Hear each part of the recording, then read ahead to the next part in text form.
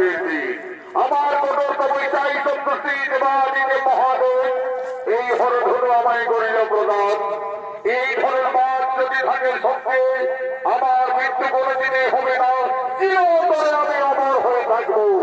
আমাকে পরীক্ষা করতে হবে। আমার সেনাপতিরা যারা গেছে গোকুলে, ওই নন্দ রাজার বেটা কৃষ্ণ বলরাম একে একে সকলকে বিনাশ করেছে। কেউ তারা জীবনে মথুরায় ফিরতে পারেনি। আমি মথুরাপুরে ধনুর্যজ্ঞ করব।